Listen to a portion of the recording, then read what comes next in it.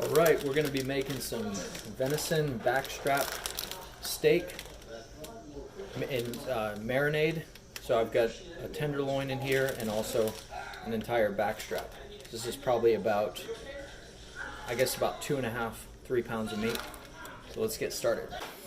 Okay, although I washed this after I first took it off the deer, I always like to wash it again before cooking it, just get all the blood off of it. A nice good size backstrap. Wash it off with cold water. Alright, now we're going to get the rest of the silver skin and just tendons off of here. Okay, so you don't have to have all the pieces perfectly even, like the ends here. I'll just usually cut those off and then I'll just cook this just like that. Now that we have all the rest of the fat and the silver skin off, you want to cut these into 1-inch medallions.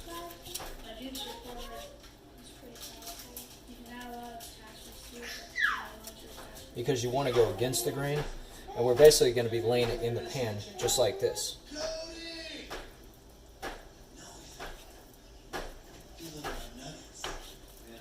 See how nice and dark that is? This is very, very tender meat.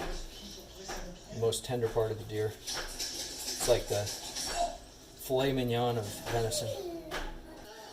In my opinion, this is really the perfect way to make any steak, but it's really good with venison. You just take some olive oil, maybe a little bit more than that. Don't need to use a lot, you just need to coat the bottom of the pan.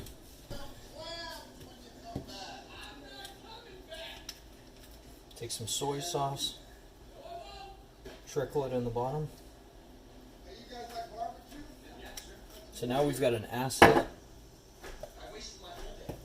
So we need a base to balance that out. Take some brown sugar.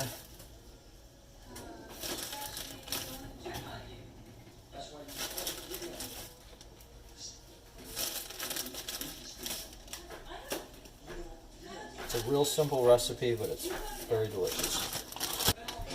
Just to give you an idea of how much this size backstrap feeds, we have 9 people in our family, 7 children, 2 are babies, and then 2 adults. And this is plenty, and we usually have leftovers. So, like I said, this is probably 3 pounds of meat. And then I'm going to fork all these. Alright, now that it's forked on one side, we're going to flip it over. See how when you flip it over, it has a real nice color to it. You think you need a lot of liquid in the bottom, but you really don't. Because once you put the meat in, it's going to bring the level of it up. You don't have to add a lot like my buddy Phil did. This does the job just fine. Now we fork the second side.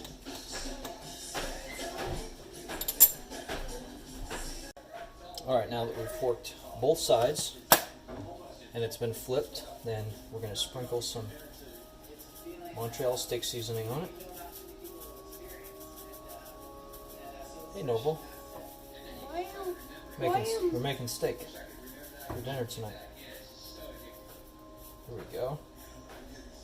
Now we're going to cover it with saran wrap and let it chill for a couple more hours in the fridge. And then we'll put it on the grill. Gas works just fine, but if you have charcoal available to you, everything on the grill tastes better with charcoal.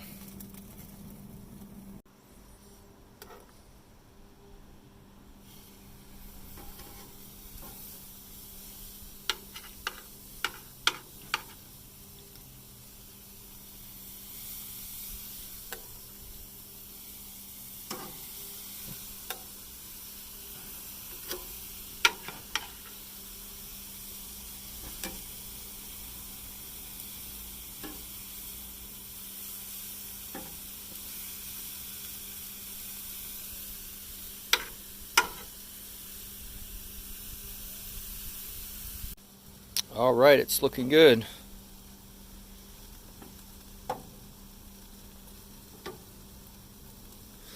Definitely don't want to cook it too long. In fact, I like mine medium rare with a nice good amount of pink in the middle. It stays nice and tender and juicy that way.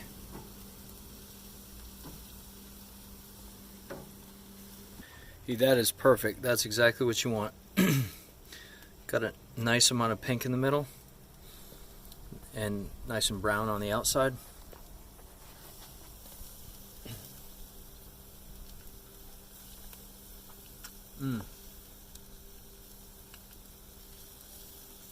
Absolutely perfect.